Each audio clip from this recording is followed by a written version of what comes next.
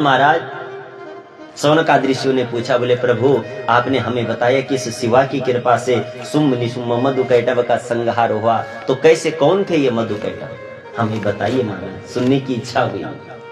तो बताया सज्जनों ये मधुकैटभ कौन है?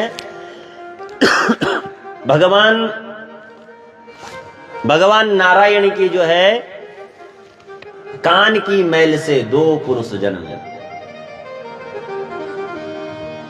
जो कि पाताल लोक से जब वो इस मृत्यु लोक में आए, इस धराधाम पर यहां पर पहुंचते हैं, तो यहां पर वो इधर उधर सब देखने लगे कि लोग कर क्या रहे हैं। अपने आप को जानने की हमें शक्ति कहां से मिलेगी, हमारा जीवन का उद्देश्य क्या है, हम आए क्यों हैं? तो पता लगा हम आए तो तप करने के लिए। भाव से बोलो, तप बोले तो अपने आप को जान लेना ही तप है। तपस्या का भाव है भगवान की। मामा थर्मस का देखो यार, अंदर होगा। तपस्या करके होता क्या है, तप करके मिलता क्या है? मनुष्य जो है, जीव जो है, स्वयं को जान जाता है।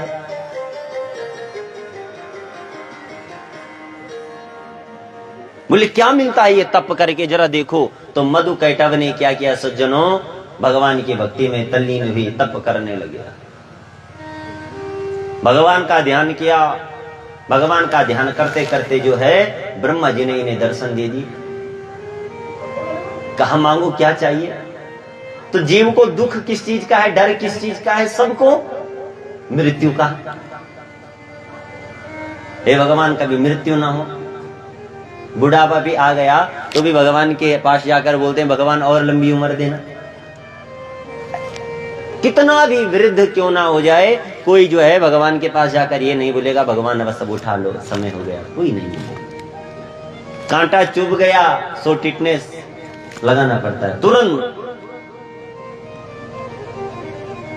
जबकि जो है आया है सो जाएगा, राजा रंक फकीर, कोई सिंहासन चढ़ चला तो कोई बंधा जंजीर। जो यहां पर आया है उसने यहां से जाना है, ये कटु सत्य है, ये मानना पड़ेगा। अच्छा कब जाना है ये कोई नहीं जानता, और अगर हमें यह पता लग जाए कि इस दिन जाना है तो मनुष्य सचेत हो जाएगा। लेकिन इसको जीतना बड़ा असंभव है, कोई नहीं जीत पाया, तो हम आप क्या जीत पाएंगे?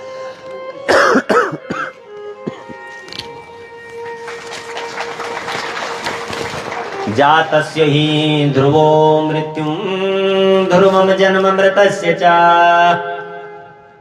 मर्यादा विहिते लोके पूर्वं विश्वकृता किला। बोले जातस्य ही ध्रुवो मृत्युम ध्रुवम जन्म मृतस्य चहा। बोले जिस जातक का जन्म हुआ है उसकी मृत्यु होनी ये सुनिश्चित है। जिसका जन्म हुआ है उसकी मृत्यु होनी है। तो हे भगवान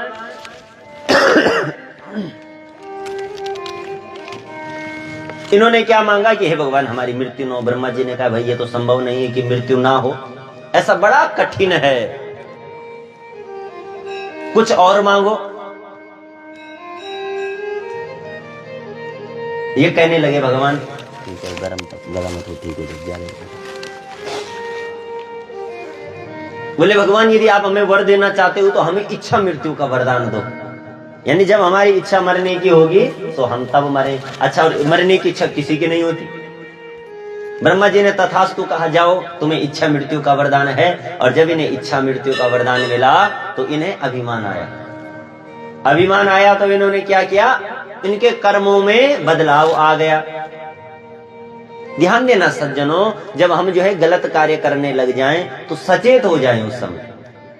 बाबा तुलसीदास जी ने लिखा है कि जाको प्रभु दारुण दुख दे, जाको प्रभु दारुण दुख दे, जाको प्रभु दारुण दुख देई, जाको प्रभु दारुण दुख देई, जाको प्रभु दारुण दुख देई, जाको प्रभु दारुण दुख देई, ताकि मती पहले हर ले, ताकि मति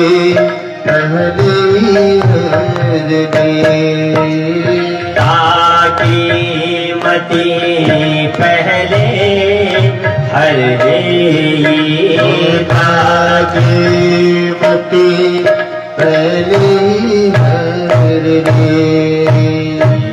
भगवान जिसे जो है दारुण दुख देना चाहते हैं, कष्ट देना चाहते हैं, पहले क्या करेंगे?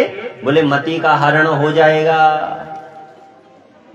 इसलिए जब मति का हरण हो जाएगा तो मनुष्य क्या करेगा? गलत काम करेगा, उसके कर्मों में भेद आ जाएगा, और जब कर्मों में भेद आ गया, गलत काम करने लग जाए, तो फिर उस समय हमें सचेत हो जाना चाहिए।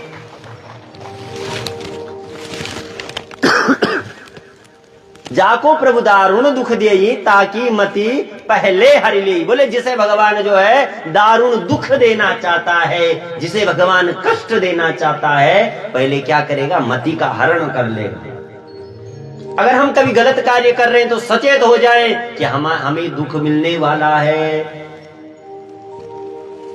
हम ये गलत कर क्यों रहे हैं, कुछ ना कुछ जो है गलत होने वाला है।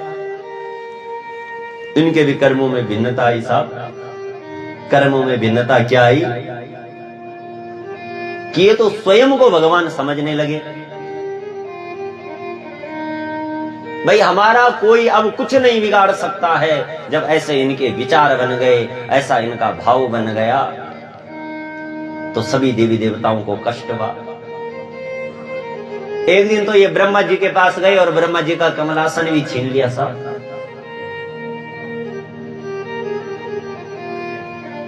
जबकि ब्रह्मा जी ने पहले सचेत किया था कि ध्यान देना, जिसका जन्म हुआ है उसकी मृत्यु होनी सुनिश्चित, और उस मृत्यु को सुधारने के लिए हम यहां पर आए हैं। अंत जो हमारी गति है उसी को सुधारने के लिए तो जीवन मिला है।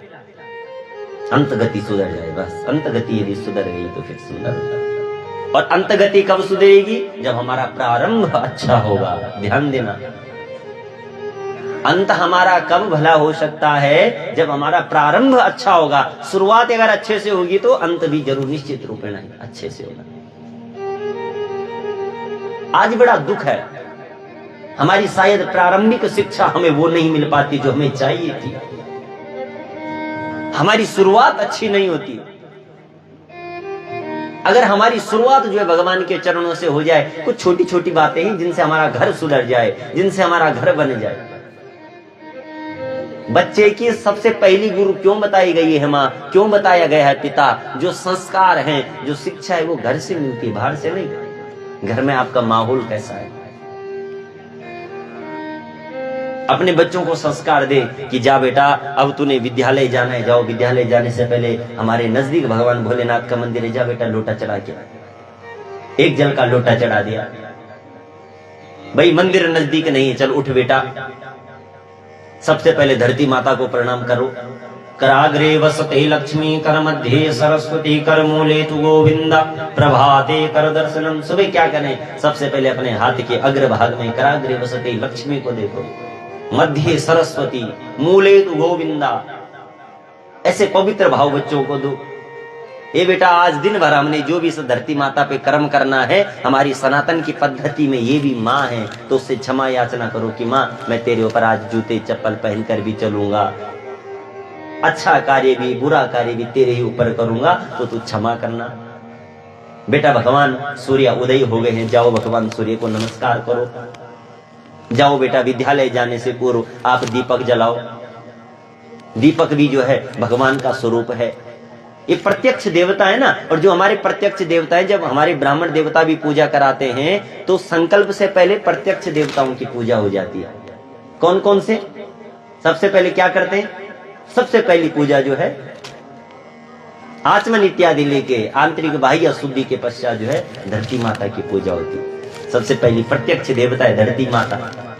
भाव बना लो, विचार बना लो कि ये जो धरती माता है ये प्रत्यक्ष देवता है, जो दिखने वाली है। आप चाहो तो आप उससे बात कर सकते हो। उससे बात करने के लिए हृदय से तत्पश्चात धरती माता के बाद किसकी? दीपकनाथ भैरवाय नमः। दीपक की पूजा होती है। दीपक भी क्या है? प्रत्यक्ष देवता है। दीपक क्या करता है? बोले यज्ञ की जो रक्षा करने वाला, जो मां भगवती के संग में रहने वाला भगवान भैरवनाथ है, जिनका उग्र स्वरूप है, और वो क्या करते हैं? दीपक से रक्षा करते हैं। दीपक प्रत्यक्ष देवता है। तत्पश्चात घंटी। घंटी बजाने से क्या होता है? घंटी में क्या आपने देखा होगा ऊपर गरुड़ बने होते हैं, भगवान का वाहन है। जब घंटी बजती है तो भगवान नारायण आ जाते हैं, गरुड़ पर आरूढ़ होकर आ जाते हैं। शंख का पूजन होता है। शंखस्तु विष्णवे नमः। शंख क्या है? स्वयं विष्णु का स्वरूप है। जैसे शंख बजता है तो क्या होता है? भगवान विष्णु के पार्षद आ जाते हैं। इसलिए तो जब अंतिम यात्रा होती है तो शंख बजाने की प्रथा है। ये भगवान नारायण जिसकी हम यात्रा में जा रहे हैं उसको सदगति देना। कोई प्राण त्याग देता है, रात्रि भर जो है मृतक शरीर के पास रहना पड़ता है, तो दीपक प्रज्वलित करते हैं ताकि जो है वो मृतक के शरीर को जो यमराज के दूत हैं वो इन्हें कोई दंड ना दे, कष्ट ना दे, इनके साथ जो है भूत प्रेत इत्यादि ना आए। तो दक्षिण दिशा की तरफ दीपक का मुख कर देते हैं, क्योंकि जो है यम का द्वार दक्षिण की तरफ, यहाँ से कोई ना आए। तो ये कुछ हमारे प्रत्यक्ष देवता हैं जिनको हमें आज अपने बच्चों को बताने की आवश्यकता है। जल है, प्रत्यक्ष देवता है।